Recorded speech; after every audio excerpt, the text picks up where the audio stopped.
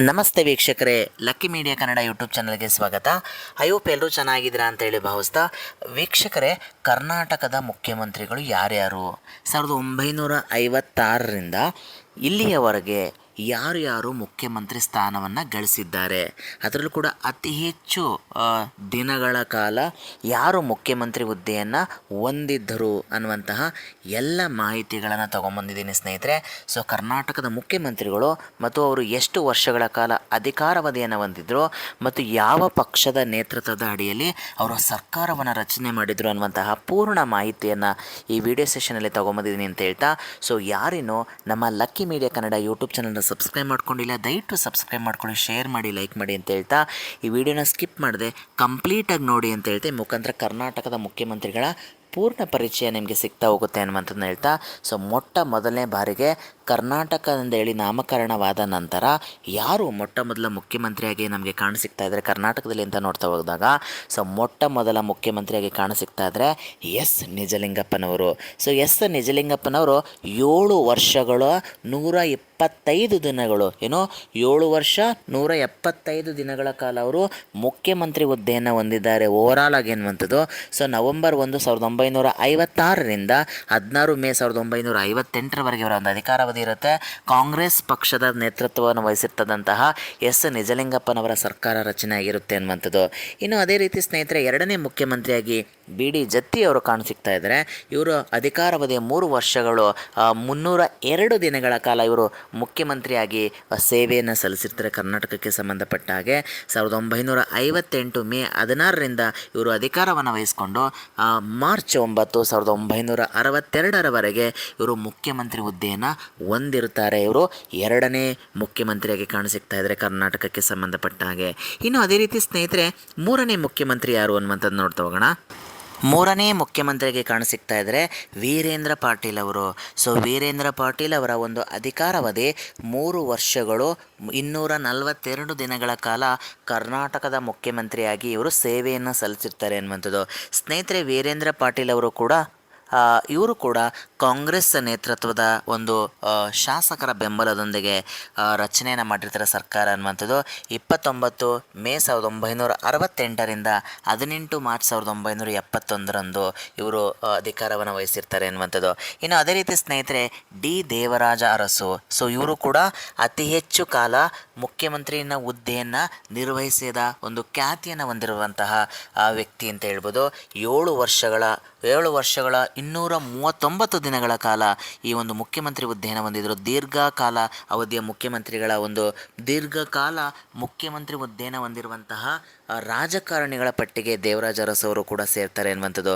ಸ್ನೇಹಿತರೆ, ಎರಡೆರಡು ಬಾರಿ ಮುಖ್ಯಮಂತ್ರಿ ಹುದ್ದೆಯನ್ನು ಏರ್ತಾರೆ ಅನ್ನುವಂಥದ್ದು. ಸೊ ಮೊದಲನೇ ಬಾರಿಗೆ 20 ಮಾರ್ಚ್ 1972ರಿಂದ ಅದೇ ರೀತಿ 31 ಡಿಸೆಂಬರ್ 1977ರವರೆಗೆ ತಮ್ಮ ಅಧಿಕಾರವನ್ನು ಹೊಂದಿರ್ತಾರೆ, ಪೂರ್ಣ ಅವಧಿಗೆ ಹೊಂದಿರ್ತಾರೆ ಅನ್ನುವಂಥದ್ದು. ಅದೇ ರೀತಿ 1978ರಿಂದ 1980ರವರೆಗೆ ದೇವರಾಜ ಅರಸು ಅವರು ಮುಖ್ಯಮಂತ್ರಿ ಹುದ್ದೆಯನ್ನು ಹೊಂದಿದ್ರು ಕರ್ನಾಟಕಕ್ಕೆ ಸಂಬಂಧಪಟ್ಟ ಹಾಗೆ. ಇವರು ಅತಿ ಹೆಚ್ಚು ಮುಖ್ಯಮಂತ್ರಿ ಹುದ್ದೆಯನ್ನು, ಅತಿ ಹೆಚ್ಚು ದಿನಗಳ ಕಾಲ ಮುಖ್ಯಮಂತ್ರಿ ಹುದ್ದೆಯನ್ನು ಹೊಂದಿರತಕ್ಕಂತಹ ಎರಡನೇ ವ್ಯಕ್ತಿ ಡಿ ದೇವರಾಜ ಅರಸು ಅಂತ ಹೇಳ್ಬೋದು. ಇನ್ನು ಸ್ನೇಹಿತರೆ, ಇನ್ನು ಮುಂದಿನ ಮುಖ್ಯಮಂತ್ರಿಯ ಬಗ್ಗೆ ತಿಳಿತಾ ಹೋಗೋಣ. ಇನ್ನು ಸ್ನೇಹಿತರೆ, ಆರ್ ಗುಂಡೂರಾವ್ ಕೂಡ 2 ವರ್ಷ 363 ದಿನಗಳ ಕಾಲ ಮುಖ್ಯಮಂತ್ರಿ ಹುದ್ದೆಯನ್ನು ಹೊಂದಿರ್ತಾರೆ ಅನ್ನುವಂಥದ್ದು. ಸೊ ಇವರು 12 ಜನವರಿ 1980ರಿಂದ 6 ಜನವರಿ 1983ರವರೆಗೆ ಈ ಒಂದು ಮುಖ್ಯಮಂತ್ರಿ ಹುದ್ದೆಯನ್ನು ಹೊಂದಿರ್ತಾರೆ ಅನ್ನುವಂಥದ್ದು. ಇನ್ನು ಅದೇ ರೀತಿ ಸ್ನೇಹಿತರೆ, ಕರ್ನಾಟಕದ ರಾಜಕೀಯದಲ್ಲಿ ತಮ್ಮದೇ ಆಗಿರ್ತಕ್ಕಂತಹ ಹಿರಿಮೆಯನ್ನು ಹೊಂದಿರತಕ್ಕಂತಹ ಮತ್ತೊಬ್ಬ ರಾಜಕಾರಣಿ ಯಾವುದಪ್ಪ ಅಂದರೆ ರಾಮಕೃಷ್ಣ ಹೆಗಡೆ ಅವರು. ಸೊ ಇವರು ಕೂಡ 5 ವರ್ಷದೊಂದಿಗೆ 216 ದಿನಗಳ ಕಾಲ ತಮ್ಮ ಒಂದು ಸೇವೆಯನ್ನು ಸಲ್ಲಿಸಿರ್ತಾರೆ, ಮುಖ್ಯಮಂತ್ರಿ ಹುದ್ದೆಯನ್ನು ಹೊಂದಿರ್ತಾರೆ. 3 ಬಾರಿ ಇವರು ಮುಖ್ಯಮಂತ್ರಿ ಹುದ್ದೆಯನ್ನು ಏರಿರ್ತಾರೆ ಅನ್ನುವಂಥದ್ದು. 1983, 1985, 1986 ಹೀಗೆ ಸತತ 3 ಬಾರಿ ಮುಖ್ಯಮಂತ್ರಿ ಹುದ್ದೆಯನ್ನು ಹೊಂದಿರತಕ್ಕಂತಹ ಒಂದು ಖ್ಯಾತಿ ರಾಮಕೃಷ್ಣ ಹೆಗಡೆ ಅವರಿಗಿತ್ತು ಅನ್ನುವಂಥದ್ದು. ಸೊ ಇವರು ಜನತಾ ಪಕ್ಷದಿಂದ ತಮ್ಮ ಆಯ್ಕೆಯನ್ನು ಬಯಸಿದ್ರು ಅನ್ನುವಂಥದ್ದು. ಮುಖಾಂತರ ಜನತಾ ಪಕ್ಷದಿಂದ ಅವರು ಆಯ್ಕೆಯಾಗಿದ್ದರು. ಜನತಾ ಪಕ್ಷದ ನೇತೃತ್ವವನ್ನು ಹೊಂದಿರತಕ್ಕಂಥ ಶಾಸಕರ ಬೆಂಬಲದೊಂದಿಗೆ ಇವರು ಮುಖ್ಯಮಂತ್ರಿ ಹುದ್ದೆಯನ್ನು ಹೊಂದಿದ್ರು ಅನ್ನುವಂಥದ್ದು. ಇನ್ನು ಸ್ನೇಹಿತರೆ, ಮುಂದಿನ ಮುಖ್ಯಮಂತ್ರಿಯ ಬಗ್ಗೆ ತಿಳಿತಾ ಹೋಗೋಣ. ಎಸ್ ಆರ್ ಬೊಮ್ಮಾಯಿ ಅವರು 251 ದಿನಗಳ ಕಾಲ ಮಾತ್ರ ಇವರು ಮುಖ್ಯಮಂತ್ರಿ ಹುದ್ದೆಯನ್ನು ಹೊಂದಿದ್ರು ಅನ್ನುವಂಥದ್ದು. 1988ರಿಂದ 1989ರವರೆಗೆ ಇವರು ಅಧಿಕಾರಾವಧಿಯನ್ನು ಹೊಂದಿರ್ತಾರೆ. ಇವರ ಮಗನೂ ಕೂಡ ಬಸವರಾಜ ಬೊಮ್ಮಾಯಿ ಅವರು ಕೂಡ ಕರ್ನಾಟಕದ ಮುಖ್ಯಮಂತ್ರಿ ಆಗಿದ್ದರು ಅನ್ನುವಂಥದ್ದು. ಇನ್ನು ಸ್ನೇಹಿತರೆ, ವೀರೇಂದ್ರ ಪಾಟೀಲ್ ಅವರು ಮತ್ತೊಮ್ಮೆ ಎರಡನೇ ಬಾರಿಗೆ ಮುಖ್ಯಮಂತ್ರಿ ಹುದ್ದೆಯನ್ನು ಇರ್ತಾರೆ.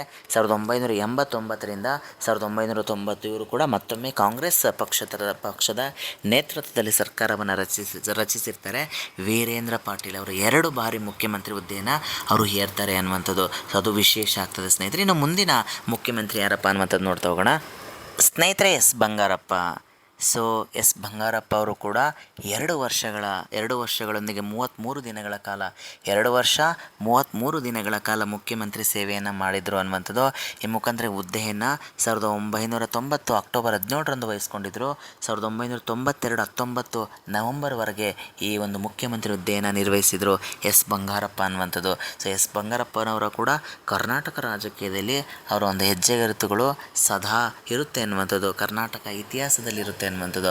ಅದೇ ರೀತಿ ಸ್ನೇಹಿತರೆ, ಎಂ ವೀರಪ್ಪ ಮೊಯ್ಲಿಯವರ ಒಂದು ಮಾಹಿತಿಯನ್ನು ನೋಡ್ತಾ ಹೋಗೋಣ. ಸೊ ಎಂ ವೀರಪ್ಪ ಮೊಯ್ಲಿಯವರು 2 ವರ್ಷಗಳು 22 ದಿನಗಳ ಕಾಲ ಅವರು ಒಂದು ಸೇವೆಯನ್ನು ಸಲ್ಲಿಸಿರ್ತಾರೆ ಅನ್ನುವಂಥದ್ದು. ಈ ಮುಖಾಂತರ 19 ನವೆಂಬರ್ 1992ರಿಂದ 11 ಡಿಸೆಂಬರ್ 1994ರವರೆಗೆ ಈ ಒಂದು ಕಾರ್ಯವನ್ನು ಮುಂದುವರಿಸಿರ್ತಾರೆ ಅನ್ನುವಂಥದ್ದು ಎಂ ವೀರಪ್ಪ ಮೊಯ್ಲಿ ಅನ್ನುವಂಥದ್ದು. ಸೊ ಈ ಮುಖಾಂತರ ಎಂ ವೀರಪ್ಪ ಮೊಯ್ಲಿಯವರು ಕೂಡ ಕರ್ನಾಟಕದ ಮುಖ್ಯಮಂತ್ರಿಯಾಗಿ ಸೇವೆಯನ್ನು ಸಲ್ಲಿಸಿದ್ರು ಅನ್ನುವಂಥದ್ದಾಗುತ್ತೆ. ಇನ್ನು ಸ್ನೇಹಿತರೆ, ಮುಂದಿನ ಮುಖ್ಯಮಂತ್ರಿಯ ಬಗ್ಗೆ ನೋಡ್ತಾ ಹೋಗೋಣ. ಸ್ನೇಹಿತರೆ, ಕರ್ನಾಟಕದವರು ಯಾರಾದರೂ ಪ್ರಧಾನಿಯಾಗಿದ್ದರೆ ಅವರು ಎಚ್ ಡಿ ದೇವೇಗೌಡವರು. ಸೊ ಎಚ್ ಡಿ ದೇವೇಗೌಡವರು ಪ್ರಧಾನಿ ಆಗೋಕ್ಕಿಂತ ಮುಂಚೆ ಕರ್ನಾಟಕದ ಮುಖ್ಯಮಂತ್ರಿಯಾಗಿ ಸೇವೆಯನ್ನು ಸಲ್ಲಿಸಿದ್ದಾರೆ.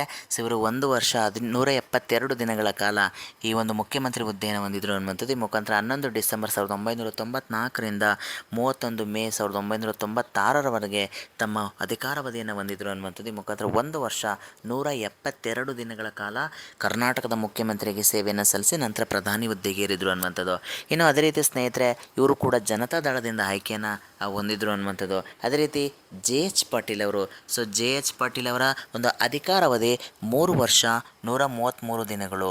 ಸೊ ಇವರು 1996 ಮೇ 31ರಿಂದ 7 ಅಕ್ಟೋಬರ್ 1999ರವರೆಗೆ ಮುಖ್ಯಮಂತ್ರಿ ಹುದ್ದೆಯನ್ನು ನಿರ್ವಹಿಸಿದ್ರು ಜೆ ಎಚ್ ಪಟೇಲ್ ಅವರು ಅನ್ನುವಂಥದ್ದು. ಇವರು ಕೂಡ ಜನತಾ ದಳದ ನೇತೃತ್ವದ ಸರ್ಕಾರವನ್ನು ಹೊಂದಿದ್ರು ಅನ್ನುವಂಥದ್ದು. ಇನ್ನು ಸ್ನೇಹಿತರೆ, ಮುಂದಿನ ಮುಖ್ಯಮಂತ್ರಿ ನೋಡ್ತಾ ಹೋಗೋಣ.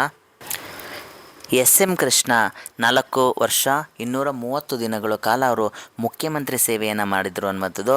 11 ಅಕ್ಟೋಬರ್ 1999ರಲ್ಲಿ ಇವರು ಮುಖ್ಯಮಂತ್ರಿಯಾಗಿ ಪ್ರಮಾಣ ವಚನವನ್ನು ಸ್ವೀಕಾರ ಮಾಡ್ತಾರೆ. ಈ ಮುಖಾಂತರ 28 ಮೇ 2004ರವರೆಗೂ ಕೂಡ ಎಸ್ ಎಂ ಕೃಷ್ಣ ಅವರು ಕಾಂಗ್ರೆಸ್ ನೇತೃತ್ವದ ಸರ್ಕಾರವನ್ನು ನಿಭಾಯಿಸಿರ್ತಾರೆ ಮುಖ್ಯಮಂತ್ರಿಯಾಗಿ. ಎಸ್ ಎಂ ಕೃಷ್ಣ ಅವರ ಒಂದು ಕೊಡುಗೆ ಅಪಾರ ಅಂತ ಹೇಳ್ಬೋದಾಗುತ್ತೆ ಸ್ನೇಹಿತರೆ. ಸುಮಾರು ಯೋಜನೆಗಳನ್ನು ಜಾರಿಗೊಳಿಸ್ತಾರೆ ಎಸ್ ಎಂ ಕೃಷ್ಣ ಅವರು ಅನ್ನುವಂಥದ್ದು. ತದನಂತರ ಅವರು ಕೇಂದ್ರದಲ್ಲಿ ವಿದೇಶಾಂಗ ಖಾತೆ ಸಚಿವರು ಕೂಡ ಆದರು ಅನ್ನುವಂಥದ್ದು. ಬಟ್ ಅದೇ ರೀತಿ ಸ್ನೇಹಿತರೆ, ಎನ್ ಧರ್ಮಸಿಂಗ್ ಅವರು. ಸೊ ಧರ್ಮಸಿಂಗ್ ಅವರು 1 ವರ್ಷ 251 ದಿನಗಳ ಕಾಲ ಮುಖ್ಯಮಂತ್ರಿ ಹುದ್ದೆಯನ್ನು ಹೊಂದಿದ್ರು. 2004 28 ಮೇಯಿಂದ 2006 ಫೆಬ್ರವರಿ 2ರವರೆಗೆ. ಸೊ ಏನು ಕಾಂಗ್ರೆಸ್ ಮತ್ತು ಜೆ ಡಿ ಎಸ್ನ ಒಂದು ಮೈತ್ರಿಕೂಟದೊಂದಿಗೆ ಎನ್ ಧರ್ಮಸಿಂಗ್ ಅವರು ಈ ಒಂದು ನೇತೃತ್ವದ ಸರ್ಕಾರವನ್ನು ಹೊಂದಿದ್ರು ಅನ್ನುವಂಥದ್ದು. ಸೊ ಅದೇ ರೀತಿ ಸ್ನೇಹಿತರೆ, ಮುಂದಿನ ಮುಖ್ಯಮಂತ್ರಿ ಹುದ್ದೆಯನ್ನು ನೋಡ್ತಾ ಹೋಗೋಣ, ಯಾರು ವಹಿಸಿದ್ರು ಅನ್ನುವಂಥದ್ದು. ಇನ್ನು ವೀಕ್ಷಕರೇ, ಮುಂದಿನ ಮುಖ್ಯಮಂತ್ರಿ ಯಾರು ಅಂತ ನೋಡ್ತಾ ಹೋಗೋಣ. ಎಚ್ ಡಿ ಕುಮಾರಸ್ವಾಮಿಯವರು. ಸೊ ಎಚ್ ಡಿ ಕುಮಾರಸ್ವಾಮಿಯವರು ಕೂಡ 2 ವರ್ಷ 311 ದಿನಗಳ ಕಾಲ ಮುಖ್ಯಮಂತ್ರಿ ಸೇವೆಯನ್ನು ಮಾಡಿದ್ದಾರೆ ಅನ್ನುವಂಥದ್ದು. ಈ ಮುಖಾಂತರ ಮುಖ್ಯಮಂತ್ರಿ ಹುದ್ದೆಯನ್ನು 2 ಬಾರಿ ಅವರು ಗಳಿಸಿದ್ದಾರೆ ಅನ್ನುವಂಥದ್ದು. ಒಂದು ಕೊಹಲೇಷನ್ ಗೌರ್ಮೆಂಟ್ 2 ಬಾರಿ ಕೂಡ ಅವರು ಒಂದು ರೀತಿಯಾದಂಥ ಸಮ್ಮಿಶ್ರ ಸರ್ಕಾರದ ಒಂದು ನೇತೃತ್ವವನ್ನು ವಹಿಸಿದರು ಅನ್ನುವಂಥದ್ದು. 2006ರಲ್ಲಿ ಒಂದು ಸರಿ, 2018ರಲ್ಲಿ ಒಂದು ಬಾರಿ ಅನ್ನುವಂಥದ್ದು. 2006ರಲ್ಲಿ BJPಯೊಂದಿಗೆ ಸೇರಿ ಮೈತ್ರಿಕೂಟವನ್ನು ರಚಿಸ್ಕೊಂಡಿದ್ರು. 2018ರಲ್ಲಿ 2014ರಲ್ಲಿ ಕಾಂಗ್ರೆಸ್ನೊಂದಿಗೆ ಸೇರಿ ಅವರು ಮೈತ್ರಿಕೂಟದ ಸರ್ಕಾರವನ್ನು ರಚಿಸಿದರು. ಈ ಮುಖಾಂತರ 2 ವರ್ಷ 311 ದಿನಗಳ ಕಾಲ ಎಚ್ ಡಿ ಕುಮಾರಸ್ವಾಮಿಯವರು ಮುಖ್ಯಮಂತ್ರಿಯಾಗಿ ಸೇವೆಯನ್ನು ಸಲ್ಲಿಸಿದ್ರು ಅನ್ನುವಂಥದ್ದು.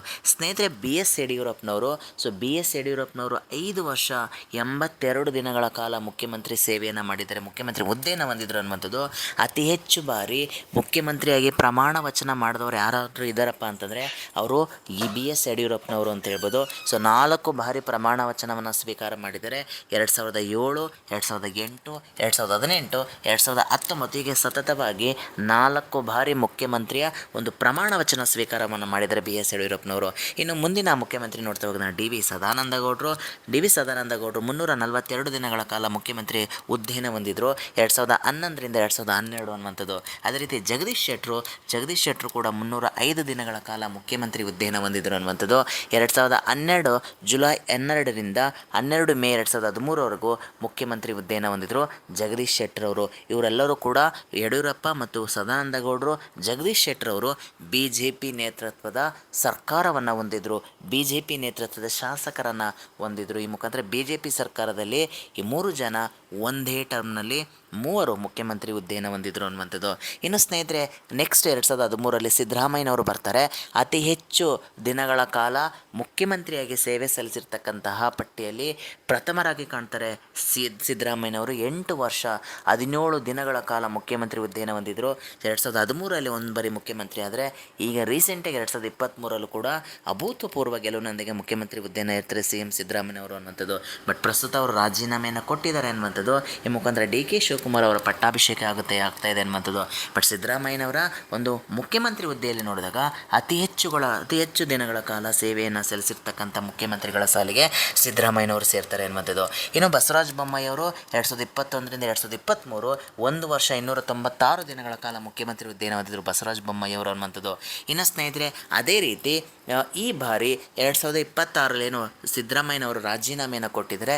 ಸಿದ್ದರಾಮಯ್ಯನವರ ರಾಜೀನಾಮೆ ನಂತರ ಡಿ ಕೆ ಶಿವಕುಮಾರ್ ಅವರು ಈ ನೇತೃತ್ವವನ್ನು ವಹಿಸಿದರೆ ಇನ್ನುಳಿದಿರ್ತಕ್ಕಂತಹ 2 ವರ್ಷಗಳ ಕಾಲ ಡಿ ಕೆ ಶಿವಕುಮಾರ್ ಅವರ ಒಂದು ಆಡಳಿತ ಶುರುವಾಗುತ್ತೆ. ಈ ಮುಖಾಂತರ 25ನೇ ಮುಖ್ಯಮಂತ್ರಿಯಾಗಿ, ಕರ್ನಾಟಕದ 25ನೇ ಮುಖ್ಯಮಂತ್ರಿಯಾಗಿ ಡಿ ಕೆ ಶಿವಕುಮಾರ್ ಅವರು ಸಾರಥ್ಯವನ್ನು ವಹಿಸ್ತಾರೆ. ಈ ಮುಖಾಂತರ ಹೇಗೆ 2 ವರ್ಷಗಳ ಕಾಲ ಅಧಿಕಾರವನ್ನು ನಡೆಸ್ತಾರೆ ಅನ್ನುವಂಥದ್ದಿಗಿರ್ತಕ್ಕಂಥ ತೀವ್ರ ಕುತೂಹಲ, ಗ್ಯಾರಂಟಿ ಯೋಜನೆಗಳನ್ನು ಹೇಗೆ ನಿಭಾಯಿಸ್ತಾರೆ ಅನ್ನುವಂಥದ್ದಿಗಿರ್ತಕ್ಕಂಥ ಕುತೂಹಲ ತುಂಬ ದಿನಗಳಿಂದ ಕಾಯ್ತಾ ಇದ್ರು. 40 ವರ್ಷಗಳ ರಾಜಕಾರಣದ ಇತಿಹಾಸದಲ್ಲಿ ಅತಿ ಲೇಟಾಗಿ ಮುಖ್ಯಮಂತ್ರಿ ಹುದ್ದೆಯನ್ನು ಪಡ್ಕೊಳ್ಳುವಲ್ಲಿ ಸಫಲರಾಗಿದ್ದಾರೆ ಡಿ ಕೆ ಶಿವಕುಮಾರ್ ಅನ್ನುವಂಥದ್ದು. ಸೊ ಕಾದು ನೋಡಬೇಕಾಗುತ್ತೆ ಡಿ ಕೆ ಶಿವಕುಮಾರ್ ಅವರ ಇವರ ಒಂದು ಪೀರಿಯಡಲ್ಲಿ, ಇವರ ಒಂದು ಅವಧಿಯಲ್ಲಿ ಯಾವ ರೀತಿಯಾದಂತಹ ಒಂದು ಯೋಜನೆಗಳನ್ನು ತರ್ತಾರೆ, ಯಾವ ರೀತಿಯಾದಂತಹ ಕಾರ್ಯತಂತ್ರವನ್ನು ರೂಪಿಸ್ತಾರೆ. 2028ರ ಚುನಾವಣೆಯಲ್ಲಿ ಮತ್ತೊಮ್ಮೆ ಗೆಲುವನ್ನು ತರ್ತಾರೆ ಕಾಂಗ್ರೆಸ್ ಪಕ್ಷಕ್ಕೆ ಅನ್ನುವಂತಹ ಎಲ್ಲ ಪ್ರಶ್ನೆಗಳಿಗೆ ಮುಂದಿನ ದಿನಗಳಲ್ಲಿ ಉತ್ತರ ಸಿಗ್ತಾ ಹೋಗುತ್ತೆ ಅನ್ನುವಂಥದ್ದು. ಸೊ ಇದಾಗಿತ್ತು ಸ್ನೇಹಿತರೆ ಇವತ್ತಿನ ವಿಶೇಷ. ಈ ಮುಖಾಂತರ ಕರ್ನಾಟಕಕ್ಕೆ ಸಂಬಂಧಪಟ್ಟ ಎಲ್ಲ ಮುಖ್ಯಮಂತ್ರಿಗಳ ಮಾಹಿತಿಯನ್ನು ನಿಮ್ಮ ಮುಂದೆ ತರುವಂಥ ಒಂದು ಪ್ರಯತ್ನ ಇರುತ್ತೆ. ಈ ವಿಡಿಯೋ ನಿಮಗೆ ಇಷ್ಟ ಆಯಿತು ಅಂದರೆ ಲೈಕ್ ಮಾಡಿ, ಶೇರ್ ಮಾಡಿ ಅಂತ ಹೇಳ್ತಾ, ಸೊ ಯಾರೇನೋ ನಮ್ಮ ಚಾನಲ್ ಸಬ್ಸ್ಕ್ರೈಬ್ ಮಾಡ್ಕೊಂಡಿಲ್ಲ ದಯವಿಟ್ಟು ಸಬ್ಸ್ಕ್ರೈಬ್ ಮಾಡ್ಕೊಳ್ಳಿ. ಈ ಒಂದು ಸಣ್ಣ ಪ್ರಯತ್ನಕ್ಕೆ ಸಹಕಾರಿಯಾಗಿ ಅಂತ ಹೇಳ್ತಾ, ಥ್ಯಾಂಕ್ ಯು ಸೋ ಮಚ್ ವೀಕ್ಷಕರೇ, ಧನ್ಯವಾದಗಳು.